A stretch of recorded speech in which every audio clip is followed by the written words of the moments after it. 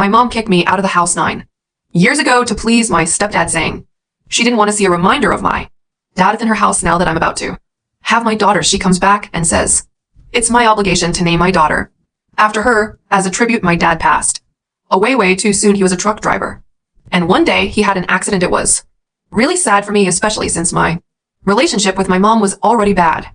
At that time, she was cheating on my dad, and I knew about it. One of the reasons my dad worked so much was because he wanted to save enough money to buy a house for the two of us so he could divorce her. Technically, the house we were living in was hers. She never really cared to hide her affair, and I often saw her bring her boyfriend home after my dad passed. The guy became my stepdad. At first, he tried to act like he was cool with me, and honestly, I talked to him normally because I didn't have much choice. I figured if I had to live with him, we could at least try to get along.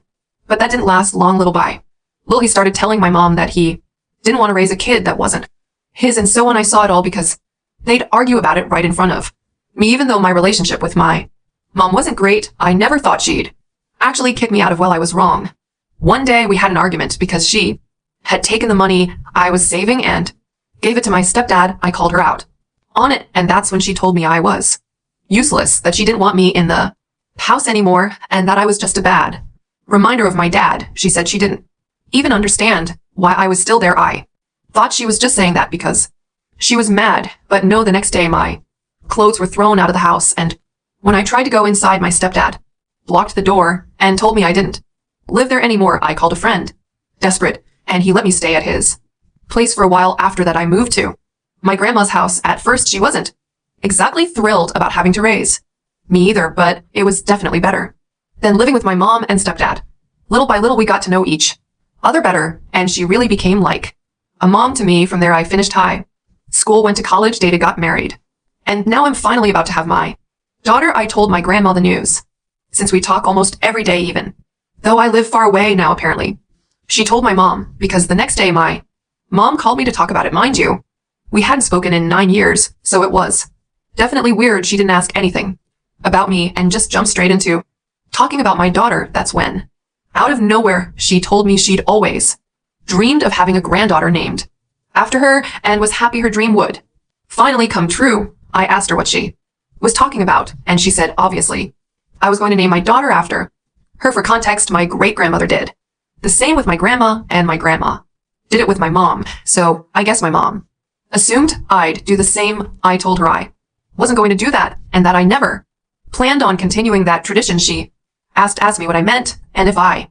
already had a name picked out. I said no, just that I didn't want to name my daughter after her because she didn't mean anything to me anymore and hadn't been my mom for a long time. She said that was ridiculous, that everyone had respected the tradition, and it was my obligation to do the same since I wanted to be difficult. She said she was coming to my house to settle things and demand her rights. Then she hung up. My grandma called me right after, all worked up, say my mom was serious, and stopped by her place saying she was coming to my house.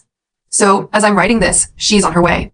Honestly, I want her to come. I'm ready to say everything I never got to say all these years, so I'm waiting for her eagerly. When I hung up the phone, I stared at the ceiling, feeling a mix of adrenaline and anger coursing through my veins. My mom was really on her way. After 9 years of silence, she thought she could just show up, make demands, and act like she still had any power over me. The nerve of her was unbelievable, but at the same time, the chance to finally say everything I had held back for so long gave me a bitter sense of anticipation.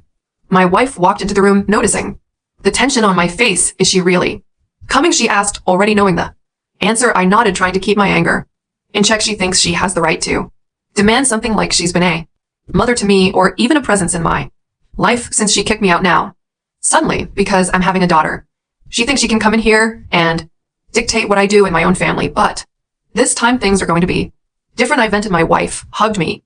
You're not alone in this anymore. We'll face this together. I took a deep breath, trying to stay calm. I knew the next few hours were going to be tough, but I was determined not to back down. She was going to learn that she no longer had any control over my life. A few hours passed, and then the sound of a car pulling up in front of the house echoed through the room. I went to the window and saw my mom's old car. The engine was still rumbling, like she was ready to storm into my life. As a furious whirlwind, my mom stepped out of the car, carrying the same arrogant look she always had, though time had left its mark. She looked worn down, like life hadn't been as kind as she expected after kicking me out, and next to her, of course, was my stepdad, the root of it all. He had that same smug look, as if he had won, as if he was the boss of the situation, but this time things were going to be different. They knocked on the door like they had the right to be there. I opened it, staring them down without a word. So, are you going to let us in, or are we going to settle this here? My mom snapped. Without even a hello, her authoritative tone made my blood boil. I wasn't the teenager she could manipulate or intimidate anymore. Come in, I said firmly. But it's not going to go the way you think. They walked in and sat on the couch as if nothing had changed, as if this was a normal family reunion. My stepdad didn't look me in the eye, but he kept that smug grin on his face, like he knew my mom would bend me to her will, just like she always did. So she started crossing her legs and leaning forward. Let's get straight to the point. Of course, you're going to follow the tradition and name your daughter after me. That's what's expected, and I'm here to make sure you do the right thing. I laughed a bitter, angry laugh. Do you have no shame after kicking me out of your house, calling me useless, and taking everything I had? Now you show up and think you have the right to demand anything. What have you done for me in the last 9 years? Not a single call, not a single gesture. And now, because I'm having a daughter, you think you can waltz back in here and tell me what to do?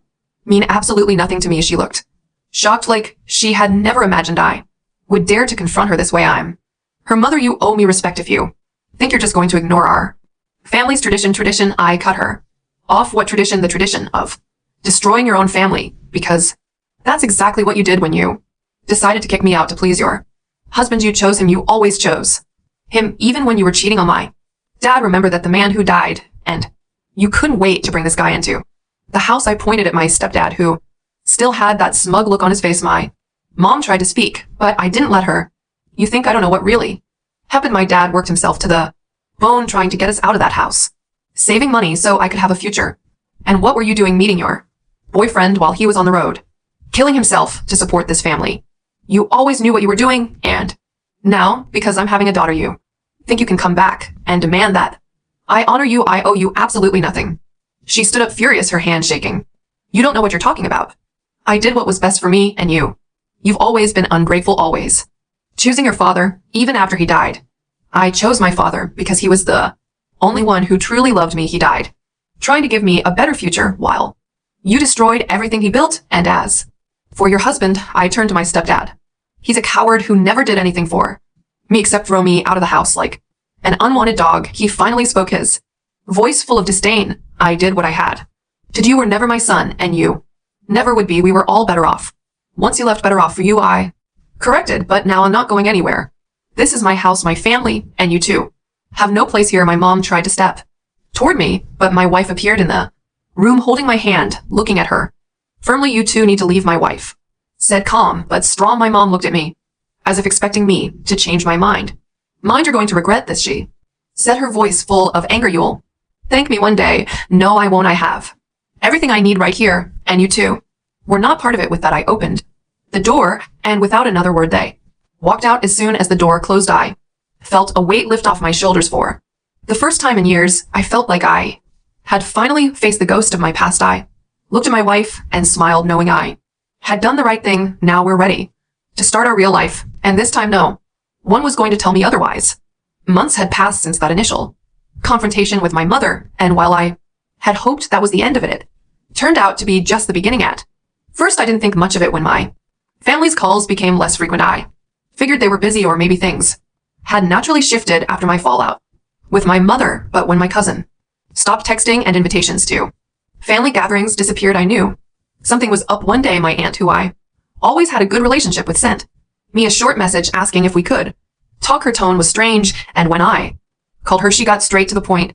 Can you explain what's going on between you and your mother? She's been saying awful things about you to the entire family. I was stunned for a moment, although deep down I wasn't entirely surprised. I knew my mother wouldn't take well to losing control over me, but to slander me to the entire family, that was a new level of cruelty. What exactly has she been saying? I asked, already bracing myself for whatever twisted version of events she had concocted. My aunt sighed, sounding uncomfortable even repeating it.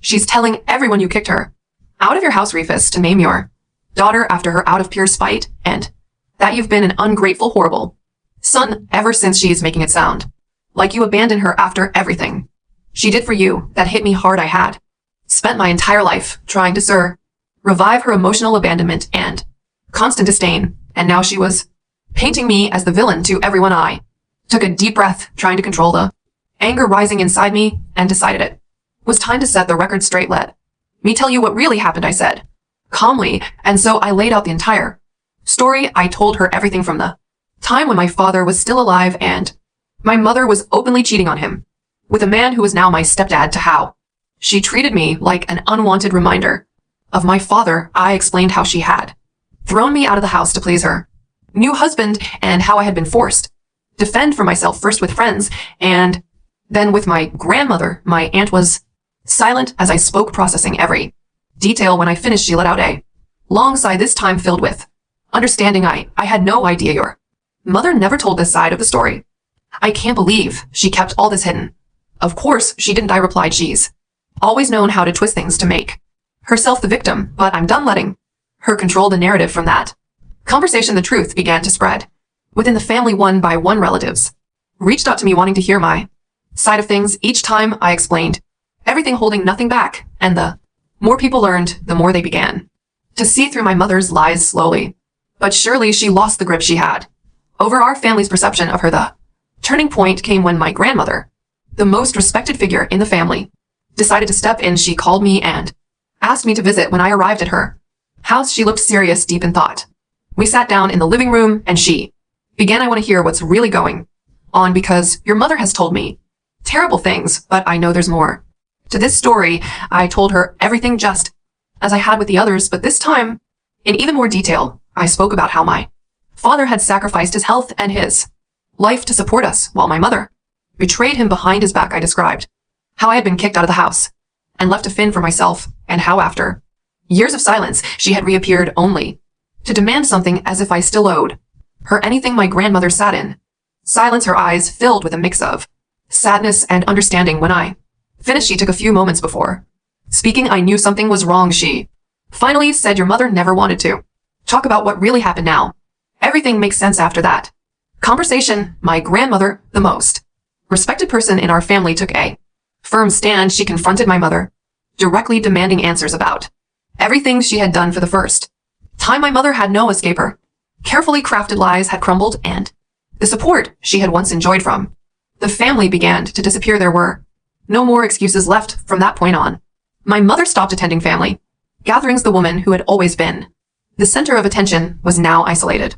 As for me, I finally found peace over time. My wife and I were able to focus on our life together, raising our daughter with love and respect, the very things I had never truly experienced from my own mother. Every now and then I reflect on everything that happened. Sometimes I catch myself thinking about the concept of what a mother is supposed to be. We grow up believing that mothers are sacred figures who love us unconditionally and will do anything to protect us, but sometimes reality is far different. Being a mother isn't just about giving birth, it's about being there, supporting, loving, and making sacrifices for your child. My biological mother failed in every one of those aspects. Today, I'm at peace. My mother hasn't spoken to me since, and honestly, I don't miss her. I have a family who truly loves me, who supports me, and who stands by me through everything. My grandmother has remained a strong, loving presence in our lives, and over time, the void my mother left has been filled by the genuine love of those who truly care.